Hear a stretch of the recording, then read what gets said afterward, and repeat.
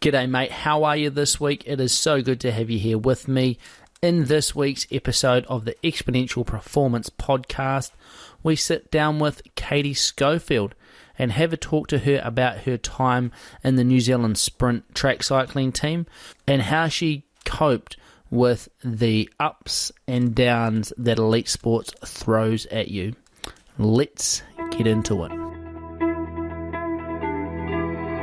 Welcome to the Exponential Performance Podcast. Join sports scientist and performance coach Maddie Graham to find out how to train smarter and maximize your performance no matter who you are. So I'm about to sit down with Katie Schofield. I first met Katie Schofield back in, I think it was around 2012-ish, in the master's program at the Otago University School of Sports Science and Physical Education. Now, at the time, she was also in the master's programs and we shared an office together. At that time, she was working on cracking into the New Zealand Sprint track cycling program, which she successfully did. She raced with the New Zealand track cycling program through to 2014 when she was dropped. She successfully gained a spot back into the team later that year, and she raced with them all the way through to 2016.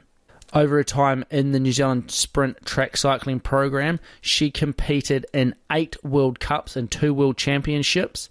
She was named as an Olympic reserve for the 2012 Olympics, and then also helped qualify the New Zealand women's track cycling team a spot for the 2016 Rio Games.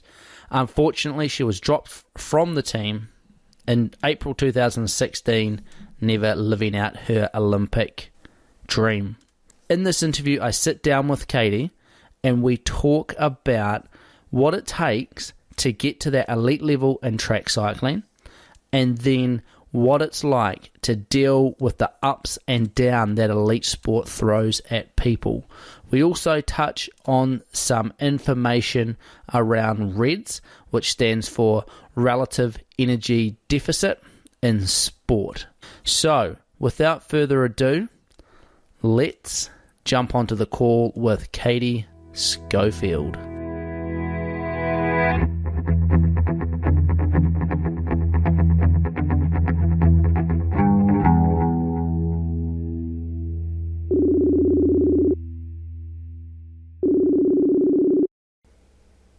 Hello? G'day mate, how are you? I'm good, how are you? Mate, so good to talk to you. I know, it's been too long, right? Like way too many years. Maybe just kick us off with a little bit of an introduction about yourself and how you came from your athletic background and how you transitioned into your cycling. Because that's an interesting transition to make in itself. Yeah, so I guess when I was in Dunedin, I was working with Angus Ross, who was kind of working with Bike and Z, which is now Cycling New Zealand at the time, and he's my strength and conditioner for track and field. I guess I was just having recurrent injuries. My knees particularly didn't really like, I guess, the impact of running and sprinting. So he said, I should do a peak power test at the university, and so we went from there basically. And yeah, I guess my power numbers weren't particularly good, but they weren't also particularly bad. So there was, I guess, kind of an insight that I should give it a crack, and that's kind of how the transition worked. It was.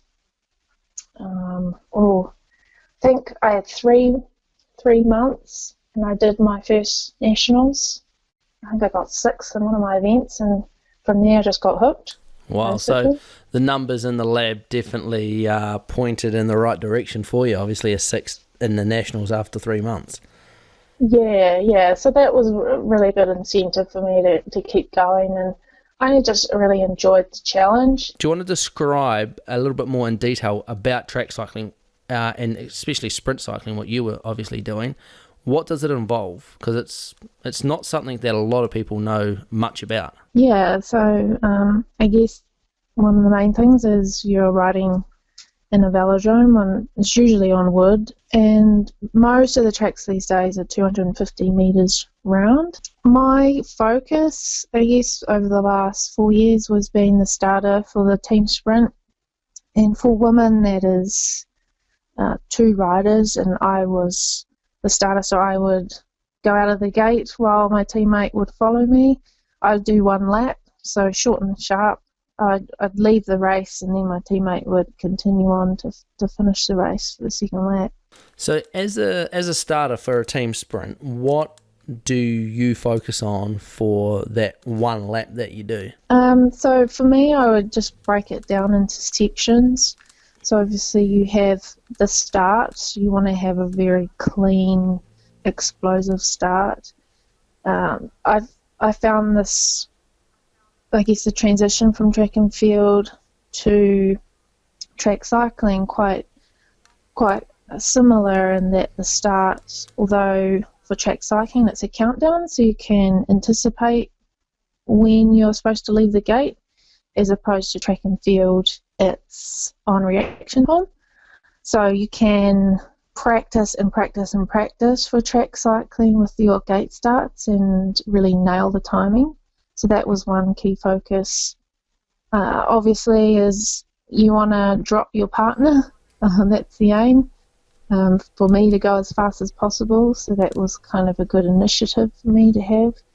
And the rest of the race is just trying to get as aerodynamic as you can. So reducing the drag, making sure you're cutting through that air so fast, and staying as close as I could to the black line, so that you're travelling the least distance, which hopefully contributes to a faster time. And so for your lap, how long are we talking from when you start your part of the race to when you finish your part of the race? What's the sort of time we're talking here? So I was looking at doing 19 seconds flat. So my goal was to be under that. I didn't quite get there when I was cycling. But the fastest stars in the world are now doing 18.2 seconds, so it's pretty quick. So after your 6th place at the Nationals in your first season of track cycling, what was the journey from there until you finally cracked into the national team? Yeah, I guess I was still in Dunedin at that time and working with my coach, and it was just trying to get faster, and I guess at that time just pretty much learning how to ride a bike. It seems silly for me to say that, but it does take time to learn pedaling technique and how you can produce power in a short amount of space. So yeah, it's just kind of going back to basics with bike handling and just, I guess, learning the different dimensions of the track and how you can use it to your advantage. Obviously, tactics was a big thing to work on. Track and field, you just are competing against yourself, basically, in your own lane, whereas track cycling, you might have anywhere from 1 to 20 other riders around you. So, yeah, there was a lot to learn. And you say just learning how to ride a bike, and you sort of brush it off quite casually, but how fast are we talking? Like a 19-second lap, or all your other events as well? What sort of speeds, what's the top speed that you're hitting? Yeah, so for, I guess, the best speed you would get up to, or the highest speed you would get up to, is in a flying 200 metre race, which is part of the match sprinting event, where you do a 200 metre, where you get timed for 200 metres, and that seeds you for who you race in the next round. So it's really important that you go as fast as possible. So for those, I was hitting around 58 k's an hour. The guys are around 70 k's an hour above. Yep. So it's not just riding a bike; it's riding a bike bloody fast. And also, it's not your standard bike, is it? No, it's a really good point. So a track bike it's very minimalistic. It's got one gear, no brakes. And it's a fixed gear bike as well. So if you stop pedaling, it doesn't mean the pedals are going to stop going around. No, that's right. So you have to remember when you cross the finish line, you can't go, oh, yes, I've finished, and coast. You got to keep pedaling. Yeah, so yeah, I think it's a big step, I guess, to go from running around a track to then cycling around a track at top speeds like that is a huge gain. So the difference in just learning how to ride a bike to actually learning how to ride a performance bike like that it's no small feat, I guess, is what I'm trying to say. Oh, right. Oh, you take it as it comes, eh? It's just each day you're learning something different, and each day you go, oh, I can do that, and or you like for nationals, you see what other people can do, and that inspires you to push that a little bit harder. So, yeah, I guess you just take it as it comes. So what would your training look like over this time when you were trying to crack into the New Zealand team? That time, I guess I was still studying, so I was just training around that. So I'd have a couple track sessions at Mosgiel Velodrome. You do your kind of longer efforts on the road, maybe on a road bike, and then you'd stick your short, sharp, these high-intensity key sessions on the track or on the erg, so it's more controlled. What would your weekly training volume come in as, on average? So in terms of hours? Yeah, in terms of hours. I guess maybe full-time. When I was full-time cycling within the squad, you're looking 20 to 25. But that's probably just physical hours. If you take into account the recoveries and nutrition meetings or massage, physio, it clocks up to being, basically a full-time job. Big time. So you're putting in, let's say, 20 physical hours of work plus, all the extra stuff outside of that to make yourself go faster for 19 seconds. Yeah, seems crazy, doesn't it? I mean, I think endurance athletes, they love punching out big training weeks and, they love how long and hard it is and how big their events are. But when you're doing all of that training for, a 10-hour race, it's kind of, oh, yeah, that makes sense. But doing all of this training for a 19-second effort, 19-second race is crazy. Yeah, and it's also crazy to think about that when I'd go and travel overseas as part of the team, and I'd go over there to compete in one event, and that event was to crack 19 seconds, and I might only get one chance at it.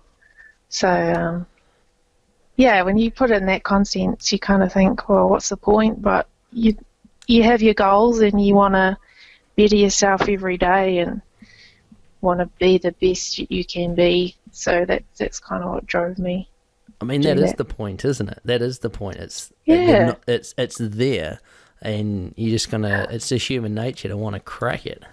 Yeah, it's just that addictiveness when people who play golf, they have a perfect shot and then they're addicted to doing that again. That might not happen for another 20 swings, but it's just that kind of moment when I have a perfect race or do a PB. Yeah, it's just what drives you. And so your time within the New Zealand track cycling team was less than smooth, I guess you could call it, looking from an outsider's perspective. There were ups and downs. How did you keep yourself motivated and keep pushing through, say, when you would be dropped from the team, back in the team, that sort of yo-yoing effect? Yeah. How did you keep focused? How did you just keep boxing on and smashing it?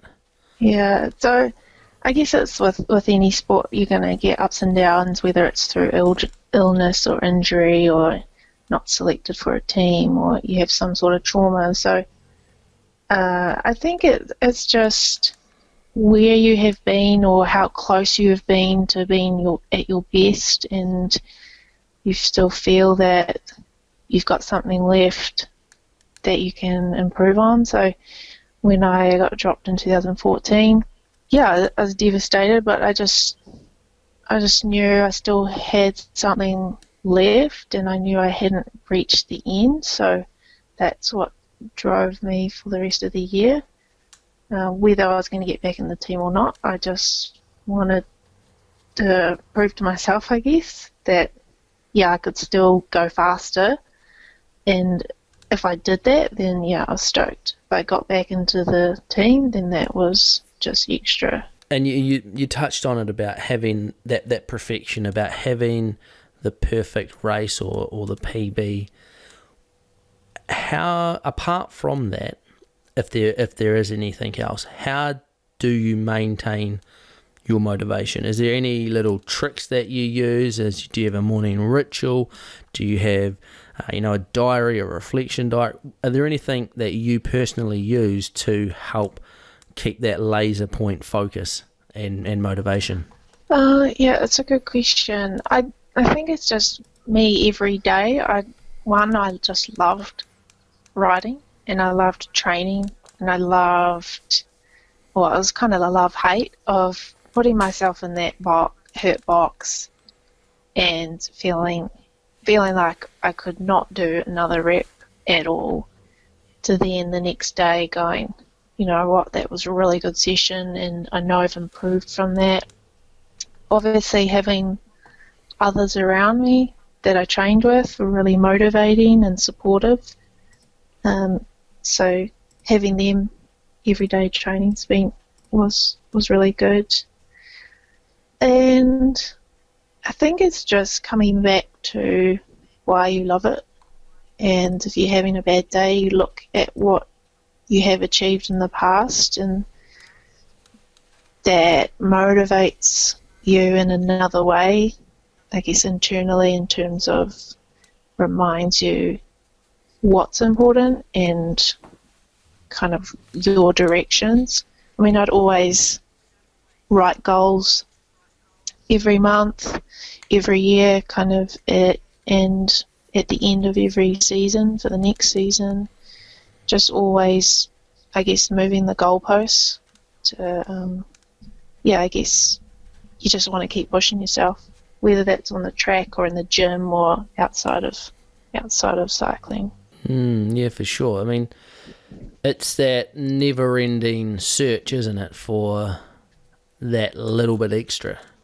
Yeah, you're always wanting to find, what's going to make you faster, and it might not even be a physical thing. It might, like for me, it was I need to work on my sleep and recovery routines, because that's just going to help me for the next day. Just falling in love with that process, isn't it? Yeah, and that's the thing that I think one of the biggest things that I learned throughout my cycling was, you can have your goals as outcome-based goals, so like winning medals or getting certain places, but to get to that point, you've got to have the how to get there. So, whatever you do that day, how's that going to help you get to that goal? So we did a lot of work with process goals, especially when it came to big training blocks or racing. I'd have certain process goals that I'd be focused on, and that would help calm my nerves as well, just because I knew I was capable of completing those goals, and if I completed them, then you're most likely to come out with a good outcome. Awesome. Actually, that was going to be my next question, is dealing with the nerves in competition, because you're obviously, racing on the world stage, and there's a lot of pressure around, or perceived pressure, and how did you deal with that, on the start line, sitting there, huge crowd around you? What was going through your head, and how did you, block everything out and execute at the end of the day? Yeah, it's a really good point. I guess it was probably more perceived pressure on my behalf. I put a lot of pressure on myself, and I think that can work in your favour or not. My biggest things was just working on what were my main objectives for my race, and usually it would be something to do with the start, so either being explosive, being aerodynamic down the back straight, and then the last kind of kick out of the last corner, I'd try pretend that I was almost cycling or like running on hot coals to try to keep my cadence up. So it'd be things like that. I mean, I won't lie, I'd be incredibly nervous. So any type of racing, nationals, club events, even world champs, incredibly nervous, but it's accepting the nerves that you know they're going to be there, and I didn't mind the nerves. I think they helped me, and I liked having them there. It's just making sure that you're calm on the day. I was one to be very quiet come race day. I didn't like being, I guess, like show pony or out there, and I was very, I guess, kind of quite reserved come race day, but just internally processing how scared I was, I guess. And I mean, that's interesting that you said that, you liked having the nerves there, and that when you realise what nerves, or that feeling of nervousness and, butterflies in the tummy, that's adrenaline coursing through your veins, and, that's going to make you better at sport. Your heart rate comes up because your sympathetic nervous system's firing, and that's going to improve your performance. So once you're able to understand that, I think, a lot of people obviously get nerves before a race, is that it's your body's way of saying we're ready to go. It's just how you interpret those, like you mentioned before. Yeah, and I think it's also that it just showcases that you care about what you're doing, and it's important to you, and I think it's a good thing to come through, is you've placed some sort of importance and thought in how you're going to go, and I think it's useful that you just use that. Oh, 100%. So after a long list of World Championships, World Cup events with the New Zealand track cycling team, and was it May 2016? Correct me if I'm wrong. You got dropped from the team or decided to retire. Talk us through that process of such a long road to get there, and putting so much into it to then have this outcome. What was that like, and how did you deal with it? Yeah, I guess getting back into the team 2015 was kind of the icing on the cake for me after coming out and then coming back in. And throughout the year, it was just, my focus was then on Rio Olympics. It was funny because I told myself 2014 if I didn't make Com Games, and I was going to stop, but obviously that didn't happen, so I was striving for Rio. To be fair, I guess sport is tough, and that if you're not good enough, you're not good enough, and I think that was a pretty big blow for me at the time when I wasn't picked for the team, that I had done all I could with the years that I had trained for, and hey, I think I left on a good space physically, and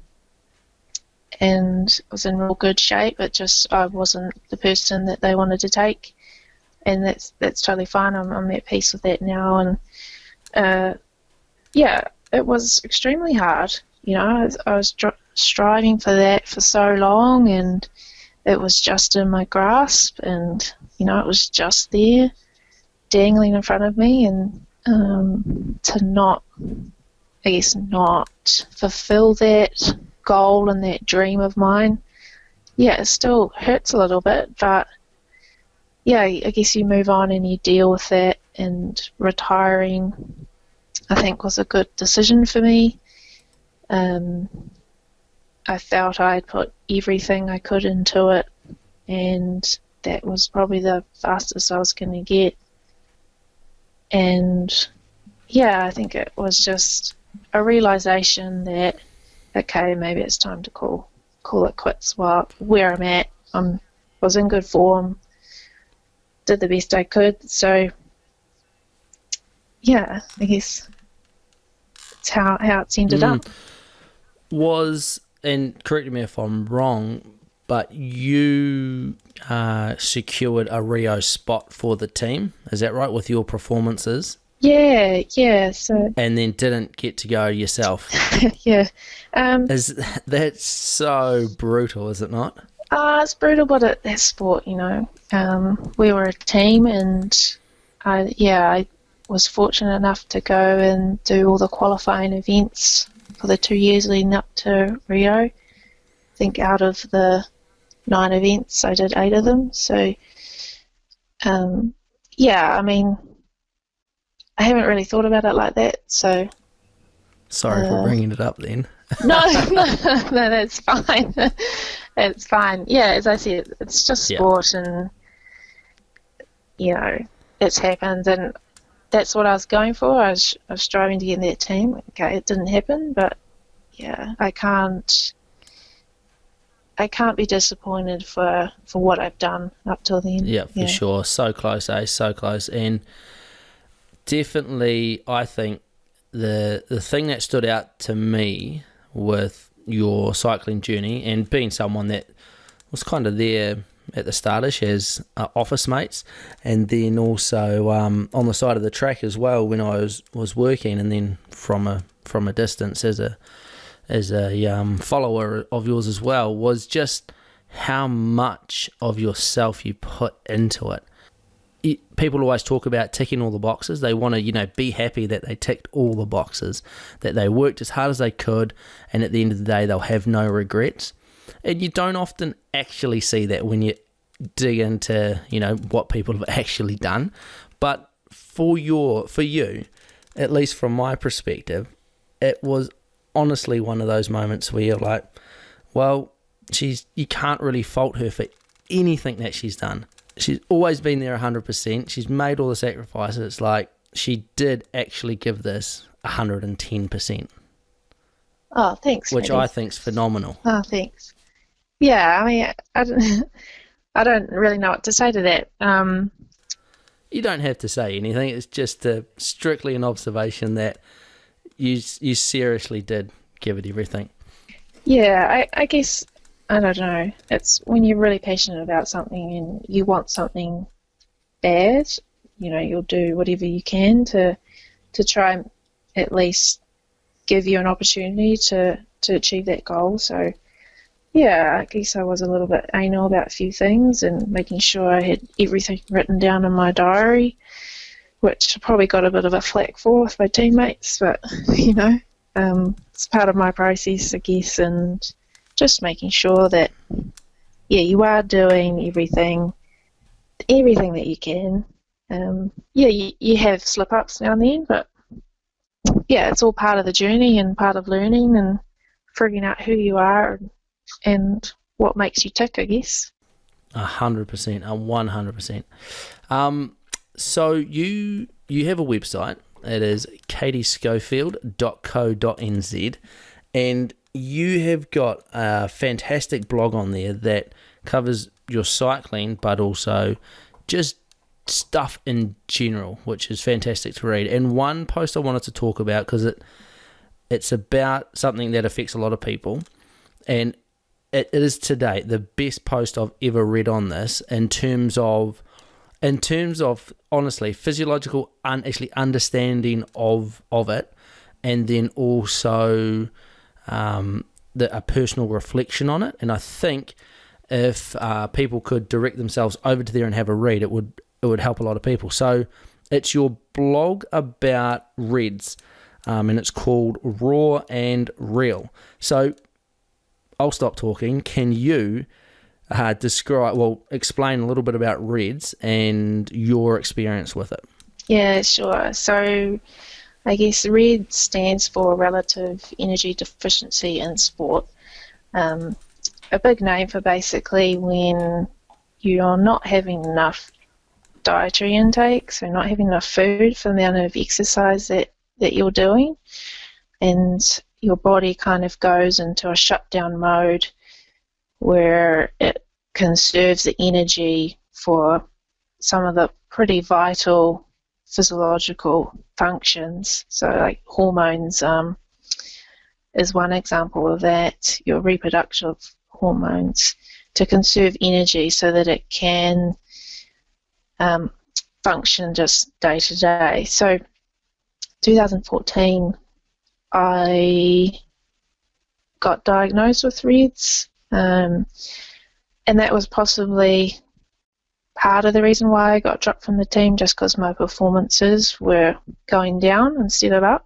So it wasn't really till I got dropped from the team that I looked back at kind of how I was tracking with my performances, and then going, hey, I should have been more onto this, and I should have clicked earlier. But obviously when you're looking good, you're looking lean, you're looking fast, other stuff kind of gets blown over. So some of my symptoms that I had with REDS was I was amenorrheic, so I didn't get my period I didn't have it for about 8 months before I was diagnosed, which is actually quite dangerous. There is a bit of a myth in the sporting world that if you don't get your period, then that's normal for athletics population, but actually it's not normal. It means that your body is not functioning appropriately. So I would fully recommend you see a doctor if you're in that position. Other, symptoms was I had really bad gut pains. I just thought it was because I was training hard, but that is a symptom of REDS. And other things was I was having really bad night sweats, I was thirsty all the time, I wasn't sleeping, I couldn't concentrate. I remember I'd go to the supermarket and just spend a good 5 minutes figuring out what type of canned tuna I'd want. It's just stuff like that. Just pathetic, really. But, my iron was fine. I wasn't anemic or anything. So when I got blood tests done from the doctor, everything looked fine. But it wasn't until we actually looked further into my reproductive hormones that we noticed I had really low estrogen. And so that was a telltale sign that possibly I wasn't eating enough.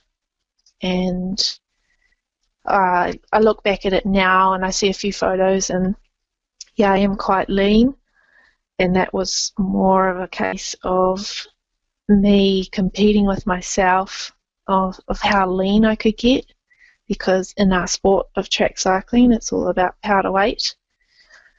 So if you are carrying less of the fat mass, you essentially should improve your performance. So I wouldn't say I would say I did get fixated on seeing how lean I could get, and that I kind of paid the price for it in the long run. And as an aside, it's not just females that this affects, is it? No. So that's what's coming out in the literature lately, is that males can be affected just as much as females. Obviously, the sign of REDS isn't as, clear with male population because they don't have a menstrual cycle, but you can also test it with your blood hormones, and one good marker is testosterone. So if that is low, or lower than what is normal, then that is one of the signs that they are in a red state. But the thing is, it's so difficult because it is on such a spectrum of severity. So, I've had some women that have come to me and they've been in a similar state, but they might not have any gut issues, or, they might just have lost their period and nothing else, and they might be on kind of they're not as severe. So it is quite a hard one to gauge, and a difficult one to, I guess, diagnose until you are, I guess, you have more symptoms and things aren't going that well. So that's a tricky one to just kind of pinpoint straight away. Big time, big time. And I would suggest that I'll put a link in the show notes over to Katie's blog about RED-S, and I would highly recommend that everybody heads over and has a read of that, just so that, like I say, it's a fantastic article. There's drawings, because you are a fantastic artist as well, and you've done all the illustrations for this as well, and there's excellent pictures that walks you through pretty much everything. So we'll stop talking about it. People can head there if they want to know more. And I guess this segues nicely into, what are you doing now? Life after cycling. Life after cycling, yeah. I guess if you asked me a year ago if I'd be doing what I was doing now, I don't know. I'd probably laugh at you. But I guess I've always had in the back of my mind to do more research, and I love answering questions, and the human body fascinates me. So yeah, I decided to embark on a PhD this year, and it coincides pretty much with my experiences with RED-S, and so that's my topic for my PhD. And I'm really interested in looking at this concept of low energy availability. So when we don't have enough energy for normal body functions, and especially in athletes, I want to know kind of the effects that happen within the body, and I'm really interested in looking at a good male population as well as a female population, because males are so under researched in this area. But another side that I'm really interested in is in the psychological aspect of it, because it does play a big role. So if I could combine those two together, that would be amazing. So I'm just working kind of in the planning stages at this stage. I only started enrolled in this year, so 2020 should be a goal. Yeah. Nice. Back to that goal setting. Yeah. So this sounds like, research that's real world applicable and actually helpful, because what frustrates me so much with, the academic system is so much research gets done that is, not any disrespect to people doing the research, is just useless. It has minimal application. It never gets read, and that's the end of it. Whereas I love research like this that answers real world questions and actually helps people at the end of the day in a real helpful way. Yeah, I'm hoping so, because it's not going to be just on elite athletes. I'm hoping this will expand into the generalized exercise population, and from the little reading that I've done so far, that this syndrome or condition is becoming more apparent in just the general population. We've got a lot of, advice to exercise and eat well and that, and that can be, for some individuals, taken too far. So, yeah, hopefully it does. That's exciting. Yeah, we'll watch this space. If anyone has any questions on RED-S, please post them in the comment section below. Send me an email, send me a message, and if we get enough of them with enough interest, we can get Katie back on to do some more specific talking around this area. If not, in the immediate future, once she's amassed a little more information and added to the information pool herself, which would be really, really cool. Yeah, that would be fantastic. Happy to come back and answer any questions.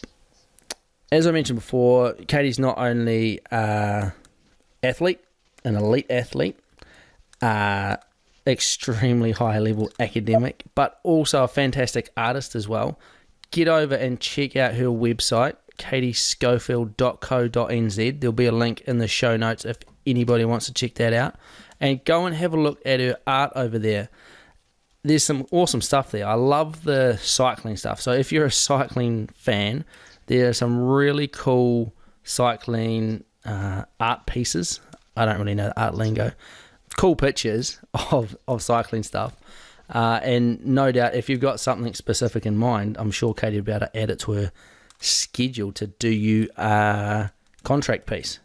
Yeah, custom. Yeah, open to anything really. I need to get back on using my pens more. Thank you so much for coming on, and I hope that your words of wisdom will help people out there.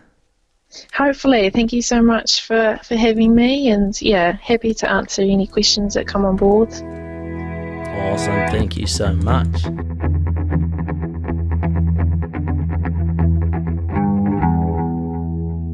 Well, there it is. I hope you enjoyed that interview with former elite track cyclist Katie Schofield, and some talk about her time in the elite track cycling scene and what it takes for you to push yourself to those limits.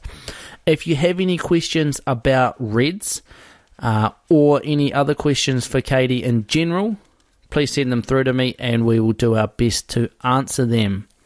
Until next time, get out there, train hard, but most importantly, train smart.